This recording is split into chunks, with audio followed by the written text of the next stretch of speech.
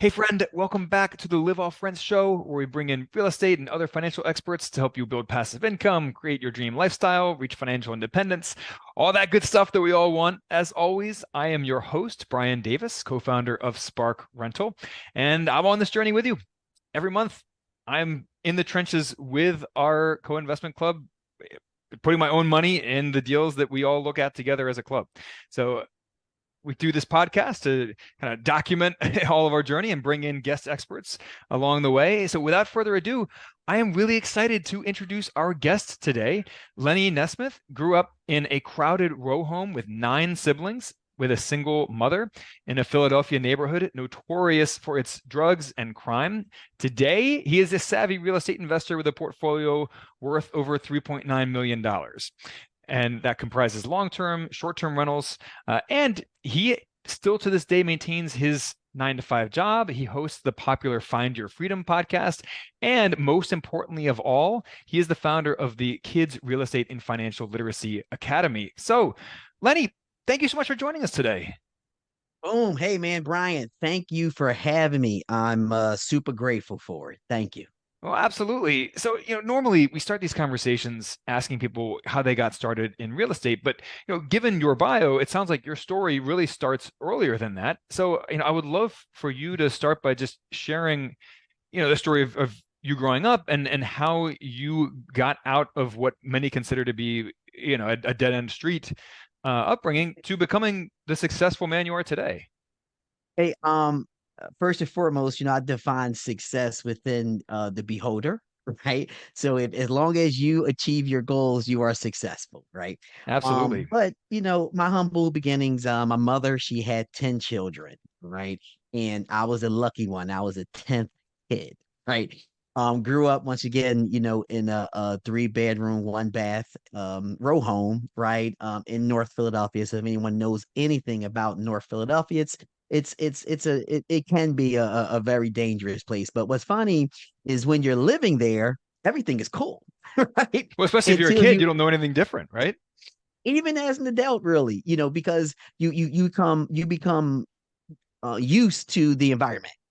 And until you get out and actually look at the environment, then you sit here and you see things that you just couldn't see while being in the environment. All right. But once again, my mother, a super strong mother. What was funny is we didn't even know we was poor, right? Because everybody was poor that was there. However, my mother made sure that we was rich in love. And as I got older, obviously, got a job and started to want better for myself. So I decided to go to school. And when I went to college, I got a job the same exact time I started school. So lucky for me, I had the vampire syndrome, which means I didn't need too much sleep. So I worked full time. So I was at work by 7 a.m., leaving work by like 4:35. And then I was at school from like 6 to 10. And this was 5 days a week, for 4 straight years. I did that. And it was cool because that got me out of the environment to start to meet different people, start to see things differently, start to learn about personal development. And all these things started to change my mindset. And then, I stayed at this job, working at this job, got promoted a few times, all the way up to the vice president of operations. And at that time, I was making pretty decent money. And as with anything else, Uncle Sam, hand is all the way into my pocket, Oh yeah. right? And and it was presented to me, by my CPA at the time that what do you need? You need some write-offs, right? And obviously real estate always, always, always, always help out with that. And that was my first door that opened up into saying, okay, I need to get a piece of real estate. Well, I love that. And, so much of your story resonates with me. Yeah, I mean, I did not grow up in the kind of neighborhood you did. I did grow up in a small row home with one bathroom, and only later discovered how other people were growing up. Mhm. Um, but one of the things you mentioned that stuck out to me was how your sense of community when you went to college, being surrounded by different peers who had a different worldview, different life experiences, maybe we're framing, looking at the world through a different lens, how that helped you start looking through the world from a different lens yourself and maybe asking different questions than you had been asking before. And that's something that, even in the adult world, I see that all the time when people join a community of say like high achieving entrepreneurs, for example, or high achieving investors. They too start seeing the world differently, start asking better questions, bigger questions. So that sense of community can make all the difference in the world, no matter what age you are. And of course, you touched on tax advantages, which we all love as real estate investors. So let's dive in there to tell us about your first real estate investment. All right, cool. Before I jump into that, I just want to mention one thing just about I have quickly learned about living a 33% life, right? And what 33% life means is 33% of the people in your life should be some type of mentor to you. And it can be mentors that, they don't even know that you're following them, right? Thank you for social media. Also it could be mentors that you pay, you know, and it could be mentors who just take a liking into you and just want to, provide the information. Then another 33% of the people in your life should be kind of sort of on your level. You should be not maybe in the same niche, but got the same goals, working with each other, shooting ideas off each other, helping each other out. And then as we all grow, we gain knowledge. And there should be 33% of the people that we dump into, right? So we're giving back as well of the things that we have learned. And then once again, there's people who are probably following us that we don't know. Then there's people who we like, right? We take a liking in. There might be some people who just might pay us as well, for our knowledge. But talk about my first real estate deal is a pretty interesting one. Just like probably about a ton of different people. Rich Dad Poor Dad book is one of the first books that I read. And one of the things he mentioned is go out and look at 30 to 50 to 100 houses before you buy your first one. So I'm Good out, advice. gun ho, I'm looking, boom, boom, boom, boom, boom, boom, boom, boom, boom. So, I put a bid on one, nothing there, put a bid on another, nothing there. Then I put a bid on one and they accepted my bid.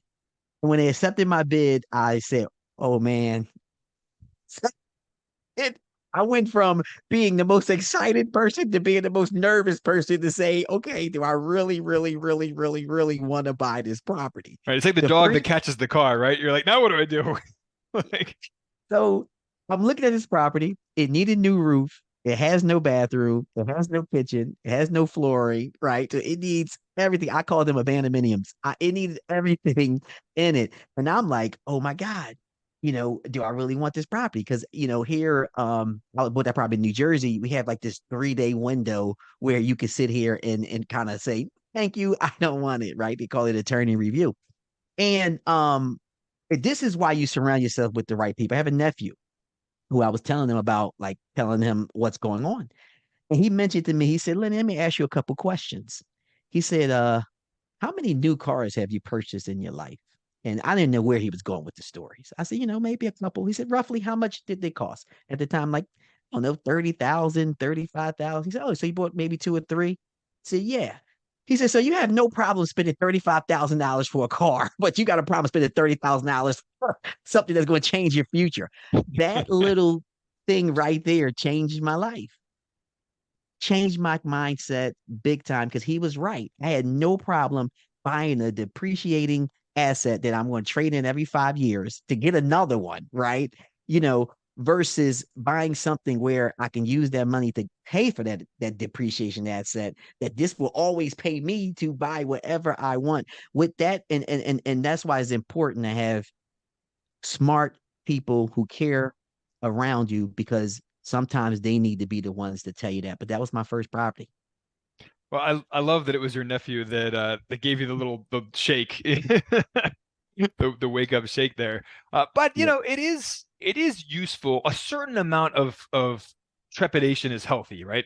A certain amount of trepidation keeps you honest with your due diligence, and but you don't want it to paralyze you either. So that's when you need, like you said, someone in your life to just give you that little shake and reframe your perspective a little bit. So so you buy this property for only $30,000. What happened So next? So actually it was a little bit, it was about $25,000 cash. I bought the property cash, right? So, I'm happy, I'm excited. So obviously the first thing you want to do is throw a roof on this guy because you want to make sure that throw the roof before you start fixing up the inside. So the roof was successful. I was able to get a roofer. I'm always tell people get at least 3 or 4 estimates, and I got a really great price. They did a phenomenal job on the roof. Okay. Boom. Then I had my contractor. Okay. Now my contractor, you know, he was he I he was interesting is the word I probably can use. And what I I sense a mean by that story is coming. he didn't have a flow, right? But he like so what I mean by that he be working in the kitchen today, working in the bathroom tomorrow, working in the living room the next day, rather than kind of flowing this thing out. But I don't really try to interrupt people as long as they get the job done within the time frame. I'm fine, right? If that's the way you go about it. However, in the middle of that job, he went ghost on me, right? So I used to come every like other day, come check up on the property and see what's going on. And it was moving, like little things in the kitchen, little things in this, little things in that, but things were getting done. And and I was fine. You take a day off or something. Then one day became two, became three. I'm calling, not getting any text messages back. I'm calling, nothing. So it's been like a week and a half. So I swallowed it and said, okay, he's not coming back. And at that point in time, I was stuck. Now the good thing is that I was paying him as we went along. So I still had a lot of my material there inside the building, which was great. And once again, by me paying him while he was going along, I didn't pay him in advance, a whole boatload of money.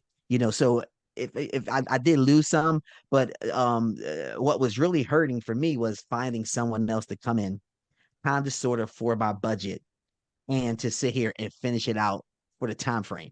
So Right. that part was the real challenging part where I had to roll up my sleeves and I had to start doing things. So I had to come in, I had to lay some floors, I had to, do a few other things. And then I was getting people to come in to do specific things like, hey, come and tile the bathroom. And that's it. Right. So I had to break the job down. But and now it was supposed to take me like 3 months. It took like 6 or 7, right? And because I broke the job down to specific things, and that was the way where I was able to stay within my budget, right? To get people to say, come in and only do this, come in and only do that. And then I was coming in where I could at night. So man, I was working till like 9 o'clock at night. I go home, meet with the family for a little bit, be back out. And I was at the house from like 11 to 2 to 3 in the morning, like every day. It's a good thing you got You that know, vampire syndrome. yeah. And I was doing that, man, until we got it done, and I was calling in who I could, like I said, for my budget, and we got it complete, and it's been my best producing asset thus far. Wow. Yeah, so when I first started investing in real estate myself, I was investing in low income row homes in Baltimore City. I grew up in Baltimore City. And uh, so I'm very familiar with this model and the kind of properties that we're talking about. And one of the challenges that I always had was contractors. A lot of people when they first get into real estate investing, they don't realize that one of the hardest parts of real estate investing is working with contractors. Like like screening contractors, negotiating with the contractors, managing them, staying on top of them, making sure that they don't get ahead of you with the paying them for work that hasn't been done yet, all that stuff. One of the hardest parts about investing in real estate, at least in my experience. And I found that the lower down the housing ladder you went, as far as like lower income properties or lower cost properties, the worse that got with managing contractors. The professionalism just went further and further down with some of those contractors, and it was just a lot harder to work with them.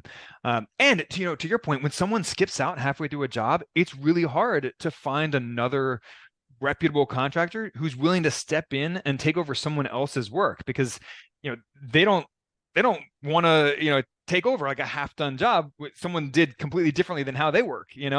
So so you had to step into that general contractor role in order to get it done, which kudos to you, hats off to you. You stepped up and you did that work even though you were there at the property until 2 in the morning.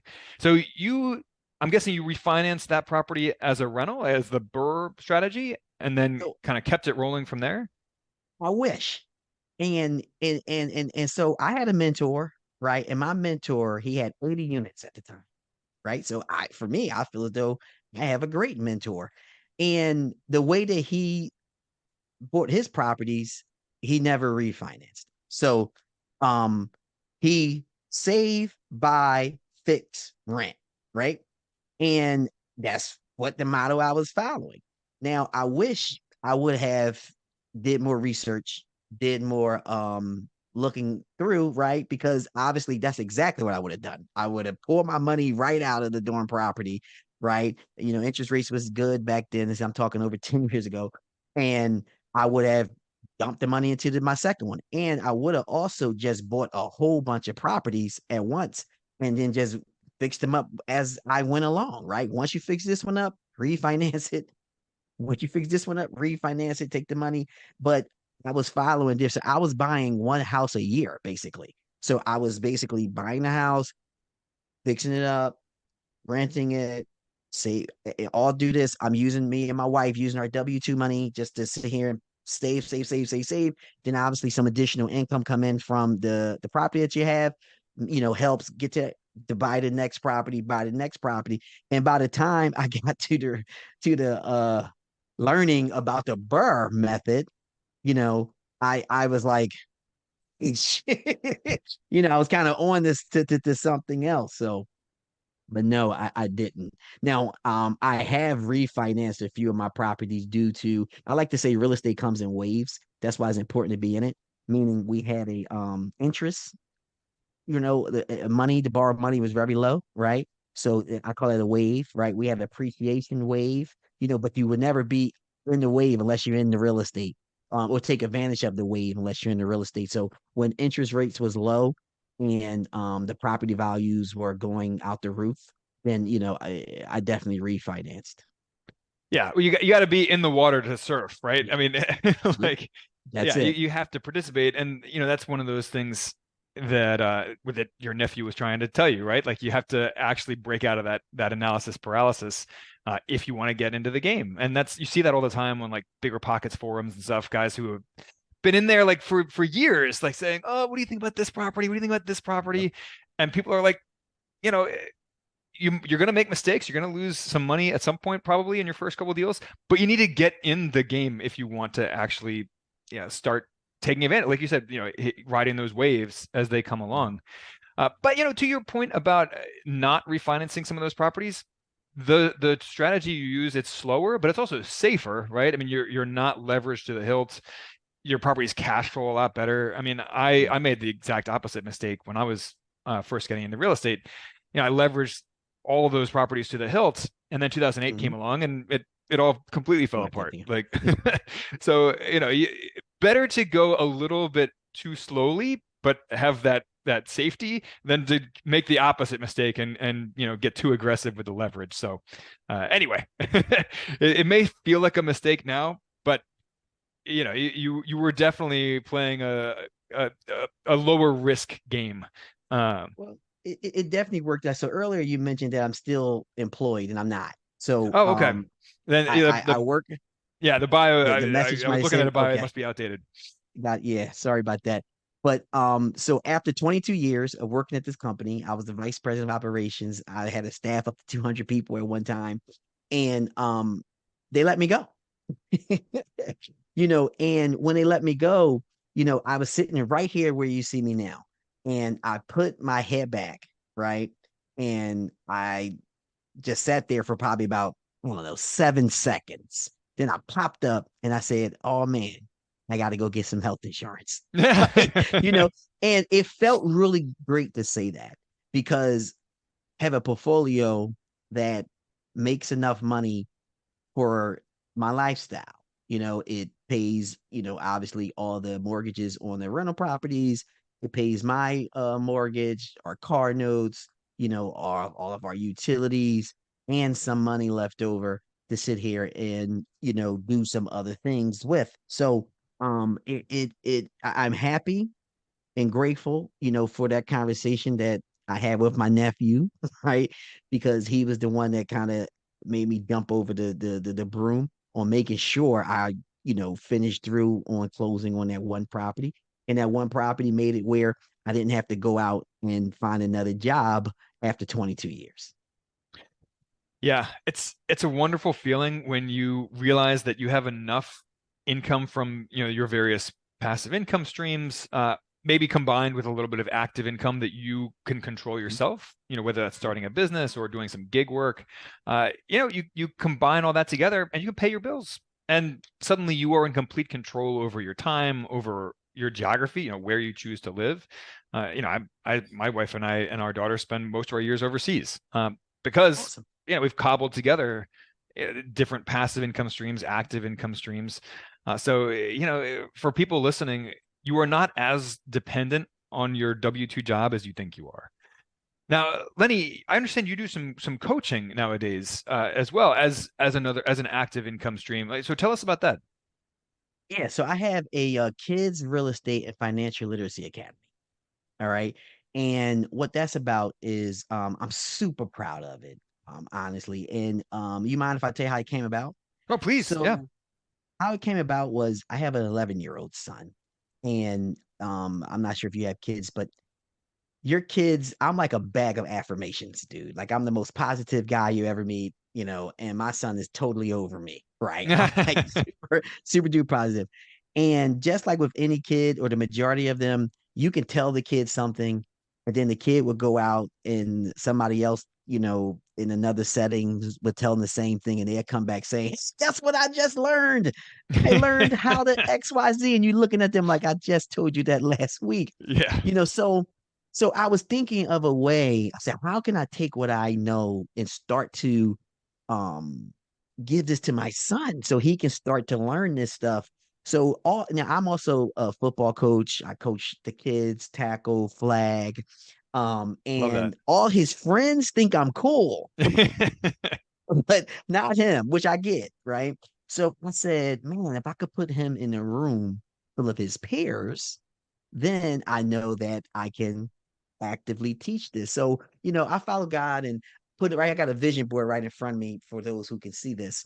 And I put a message right on my vision board. And I said, Lord, should I teach the kids real estate? Just like that. Right. And I swear, man, 2 months later, me and my son is riding down the street.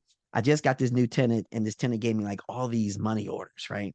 And I'm saying, son, add these money orders up. So when I go to the bank, I can just go in there, deposit, we can go on our way. Well, I took a picture of him while he was doing it. And I put it on social media and I just said, hey, by any means, try to get your kids involved with your business. Look, I got my kid here adding up some money orders. That's all I put. Dude, I got so many DMs. Oh man, I would love for my kid to learn real estate. Say, well, guess what? God answered the question. He wants me to teach it. And started the first class. And so it is made up of 4 pillars, right? And it's called Kids Real Estate and Financial Literacy, but it's really bigger than that. The first pillar is what I'm so proud of the most, which is mindset and confidence building. Because I believe everyone has some sort of mindset and confidence building issue, right? Some people know how to use it, know how to work it, build on it at this point in time, and then a lot of other people, did not, don't even believe in it, right? Or confidence is just shot, don't believe that they can get these things done. So I'm really proud that I teach the kids mindset and I teach the kids confidence building. Now the second pillar is pretty cool too. We do this entrepreneurial business class, right? And what I do is I teach them how to operate a business. I teach them the difference between a service business and product business, right? And I give them scripts. We pick actors, we pick, customers, we pick owners, we pick employees, we have fake money, go through, I mean, they love it, go through the whole thing. The third pillar is actually the financial literacy piece, which we talk about assets versus liabilities, which I thoroughly go through that, credit, right? And I talk about credit in the means of what credit is, how to use it. Obviously, we're real estate investors, how to leverage it, and we also talk about good debt versus bad debt. Then the fourth pillar is, of course, we're real estate investors. That's our niche. So I teach them in real estate investing, and I take kids between fourth through 12th grade, but I bunch them fourth through eighth and ninth through 12th, because the ninth through 12th with real estate investing, I go extremely deep into the investing versus fourth through eighth. I'm not teaching the kid how to house hack. You know what I mean? So real estate investing, I teach them how to write smart goals. We create a vision board for their future, and then I graduate them with a certificate of completion. I love that. And that is something it's been a huge complaint of mine for many years that they don't teach this stuff in school, right? I mean, you basically have to learn these skills, personal finance, investing, real estate. You have to learn all these skills from someone in your private life, whether it's a parent or some other family member or, some other role model. You have a relationship, an adult role model, but you're not going to learn it at school, right? So, for kids who don't have a good role model to learn this stuff from, they'll just never learn it. And that perpetuates a cycle that doesn't help them, right? So I love that you are teaching this. And by the way, how old is your son, just out of curiosity? He's 11. He's 11. Oh, okay. He'd be 12 in a couple months. Oh man, that's scary. I was hoping you were going to say like, oh, he's like a 16-year-old knucklehead, who's always like, rolling his eyes at me. But the fact that he's that young and it's starting that young, it makes me nervous. My daughter is 4, so she still thinks that I'm cool, but that's going to change really fast. Oh yeah. So, oh yeah. Oh yeah. I hope that when she's 11, she still thinks that I'm all right, but we'll see. I know you're going to be the ride in the money machine. So right. So you have to learn how to adapt to still being cool. So because I coach. So that's another way that I'm around my son. I'm also around his friends, and his friends all think that I'm cool. So it's kind of like, I'm still got my cool thing going on, and I take them out. They now go to like this bouncy house thing, but it's like glow night on Friday nights, and they cut off the lights to get t-shirts and stuff like that. So it's just, as they get older, you start to see where you fit, and obviously being an entrepreneur and owning your own time allow you to sit here and fit in some of those modes when you're W-2'd is hard to do. Yeah. Well, that makes perfect sense. And that is advice that I will try to take to heart as a parent. So Lenny, if people want to learn more about the Kids Real Estate and Financial Literacy Academy, where do they go? How do they connect with you? Yeah, cool. They can go to Kids Real Estate Academy. Real easy. kidsrealestateacademy.com/enroll, right? kidsrealestateacademy.com/enroll. Just go there.